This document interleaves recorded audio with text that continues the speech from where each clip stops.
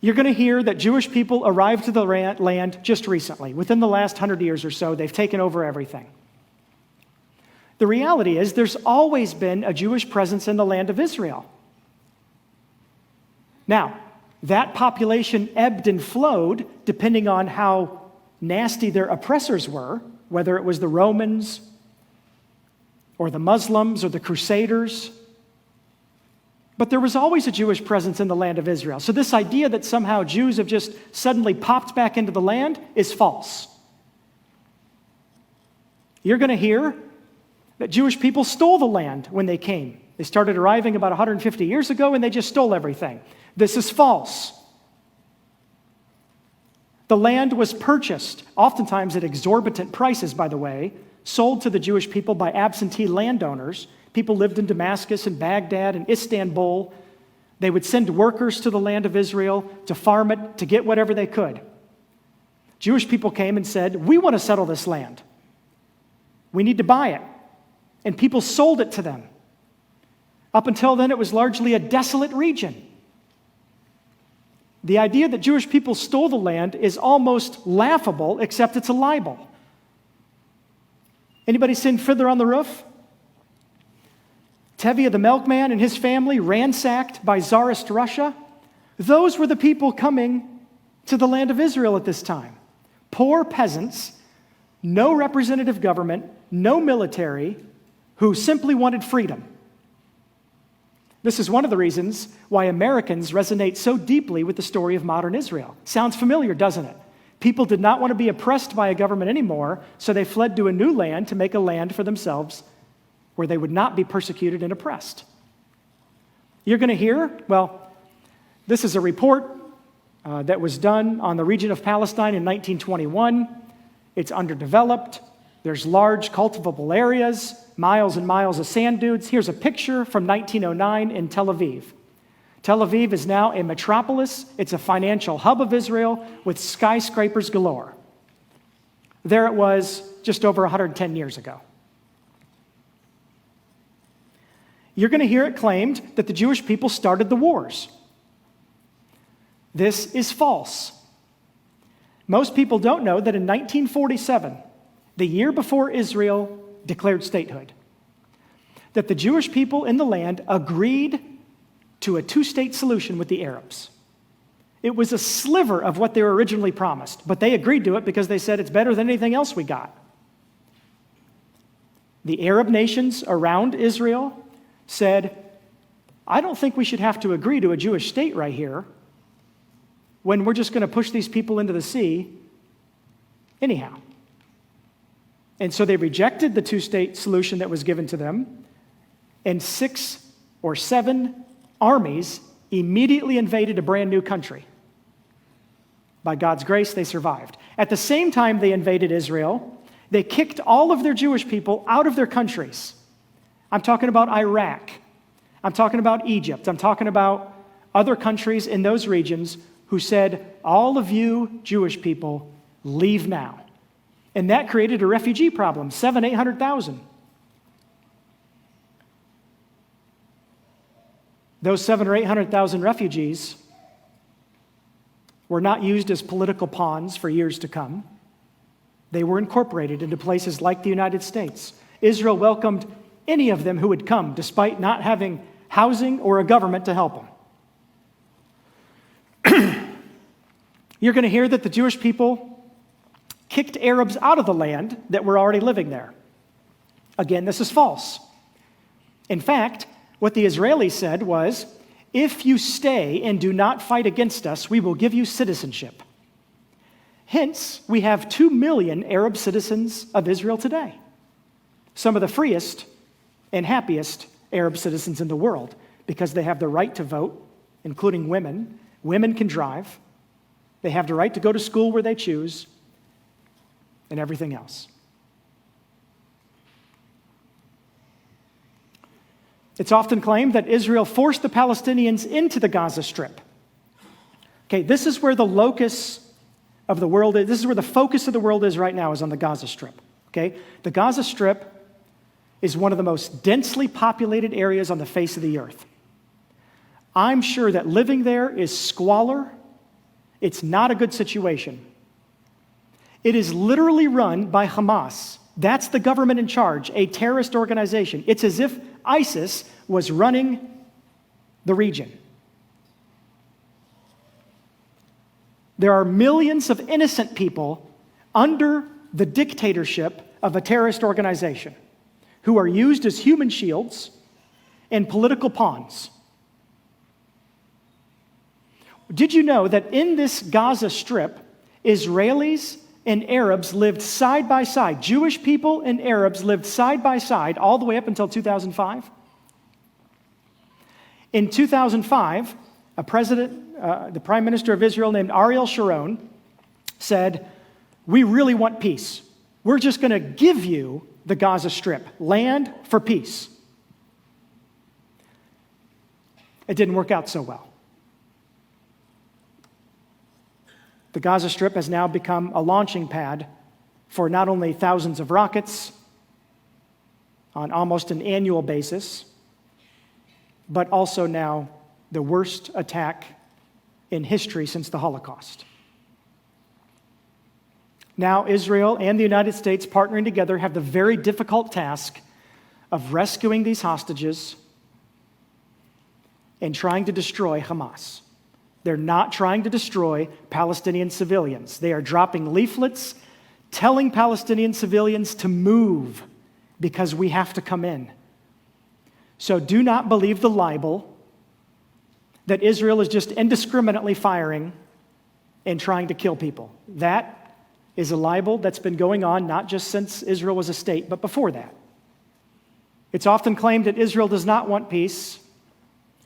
But did you know that on multiple occasions, not just in 1947, but on multiple occasions, a state has been offered that the Arabs have rejected? Yet it is oftentimes claimed that Israel just doesn't want peace. It's just not what actual historical facts bear out. You'll hear it claimed that Hamas is just a resistance group. Now, hopefully, after what we talked about earlier in the presentation, you know that Hamas is a murderous, anti-Semitic, terror-waging organization who would kill you if they had the chance. I can't help but think of Ecclesiastes, which tells us that there's a time for peace and there's a time for war. So, in Hamas, in their own words, who are they? What do they stand for? Let's just look at their charter. And this is only snippets of their charter. You can get online, Google the Hamas charter. They're very proud of what they believe. It's important we know who we're dealing with here. Who are these people who have American hostages? Who are these people who are killing the weakest and most innocent among us? And do they pose a threat to you? I would argue that they do. Absolutely, because they're funded by Iran. And they are promoting propaganda which your grandkids are watching and seeing, and they're showing up on college campuses with it. And we have to guard against it. We can't just say, hope everything's okay. So we know who they are. From their introduction, the Islamic resistance movement joins its hands with those of jihad fighters for the purpose of liberating Palestine. Our struggle against the Jews is extremely wide-ranging and grave until the enemies are defeated and Allah's victory prevails. We strive to raise the banner of Allah over every inch of Palestine. So, clear goal there, land domination. Just a word about the name Palestine. Just want you to know, for historical purposes, where this comes from. In 137 AD, there was a terrible anti-Semitic emperor of the Roman Empire called Hadrian. He hated the Jewish people. So he thought it'd be a really good idea. Of course, he had no reference for the God of Israel or the Bible. He thought it'd be a really good idea to rename the region so that all Jewish connection was severed from the people of the book. So he renamed the region Palestine after Israel's ancient enemy, the Philistines. In addition, he tried to rename Jerusalem to Aelia Capitolina. That's where the name comes from. What else? Jihad is the path and death for the case of Allah, its most sublime belief. It's also the slogan of the Muslim Brotherhood, by the way. Hamas is an offshoot of the Muslim Brotherhood. Nothing is loftier or deeper in nationalism than waging jihad against the enemy. Okay? We're starting to see how serious they are here. The Arab states surrounding Israel are required to open their borders to the jihadi fighters. The other Arab and Islamic states are required, at the very least, to facilitate the movement of the jihad fighters from and to them. Israel, by virtue of its being Jewish and of having a Jewish population, defies Islam and the Muslims. Okay, there we have it right there. Just by virtue of being born, you are defying us. How do you negotiate with that?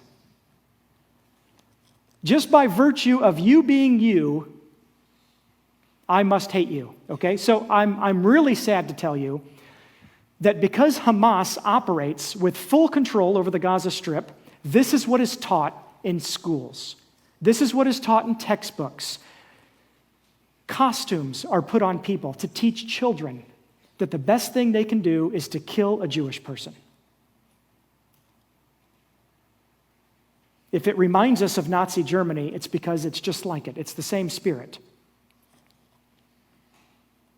The land of Palestine has been an Islamic waqf until the day of resurrection. What this means is that this principle of radical Islamic militant Islam is that once a country has been conquered by the Muslims, and indeed the Muslims ruled over the land of Israel for a time, it can never be given back to anybody who's not Muslim. That's something worth waging jihad over. It's something worth dying over. You give your life for that. Now, this is very revealing in that peace initiatives are viewed as meaningless. There's no point in discussing peace, they say. There's no solution to the problem except by jihad. This is their constitution. This is their charter. How can you negotiate with somebody from this position? Anybody who is saying Israel just needs to cease fire and just sit down and talk with these folks may not understand the reality of who we're dealing with. So, where are we headed? If you were here at the prophecy conference, that's when we get into eschatology and where we're headed specifically, okay? I'll just tell you from my perspective, we're heading for dark days.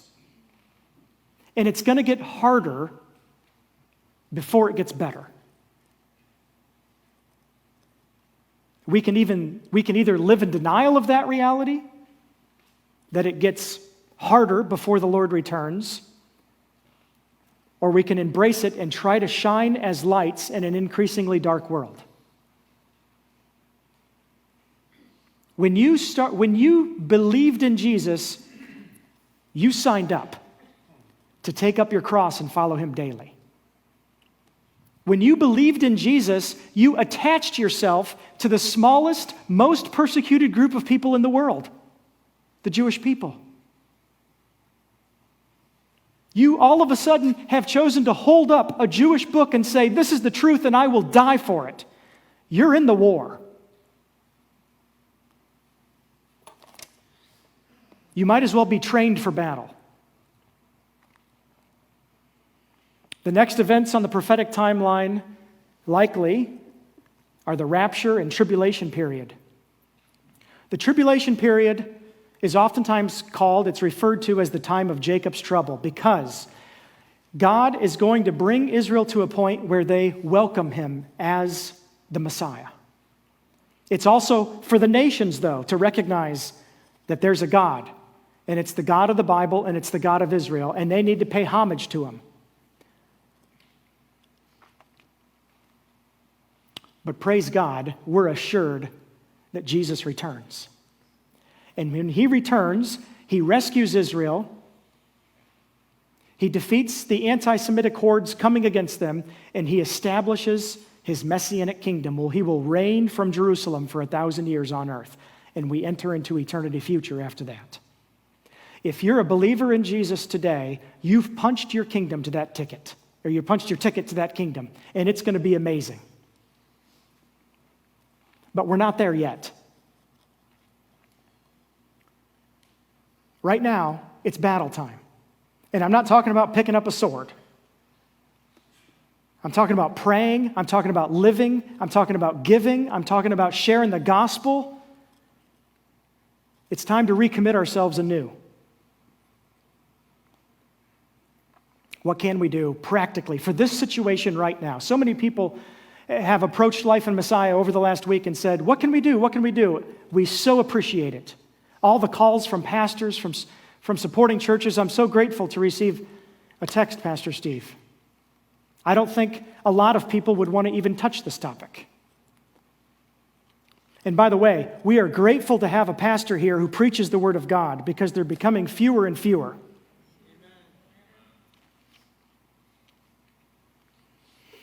Number one, we can pray. Your prayers being sent over to Israel for those hostages are a lot more powerful than the rockets that are being lobbed right now into Israel. In fact, the Bible tells us, pray for the peace of Jerusalem. May those who love you, Jerusalem, prosper. You ever prayed for the peace of Jerusalem? I'd invite you to. To remember that the gospel message is especially for the Jewish people. It's a Jewish message through and through, full of a Jewish Savior with a Jewish book. The roots of our the roots we have as Christians are Jewish through and through, and we need to remember that. And we need to pray that the gospel would go out among the Jewish people, especially during these difficult times. Pray for Life in Messiah. We have staff in Israel sharing the gospel at this moment. We have a facility housing men who are looking to get out of alcohol abuse and addiction 5 miles from the Gaza Strip. They've had to go to the shelter countless times now. We have other facilities in Beersheba, not far from where all this is going on. Ministry workers that have been with us for 30 plus years.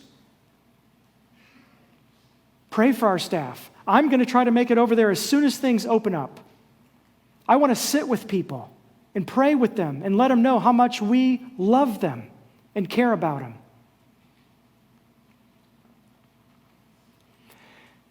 If you want to take a picture of this, you're more than welcome to. This is some good places to go, okay? There are all kinds of bad places to go to get your news and information. Here are some good places to go. AllIsraelNews.com is run by a Jewish believer in Jesus, Joel Rosenberg, a brother, a friend of ours.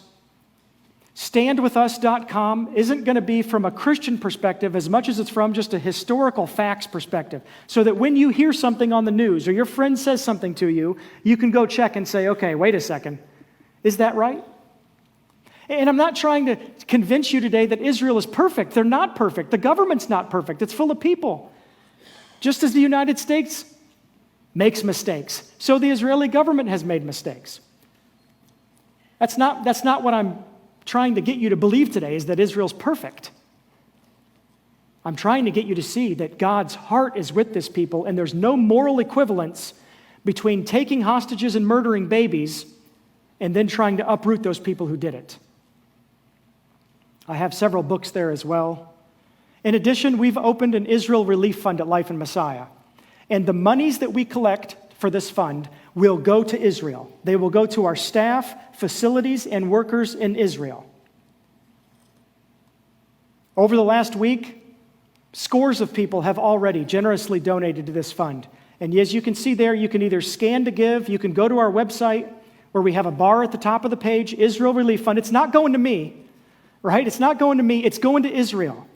And it's going to a gospel-centered ministry that will bring the life-saving message of the gospel to Jewish people and Arabs alike during this dark time. In addition, we'll take a special offering today so that anything collected after the service will go to the Israel Relief Fund.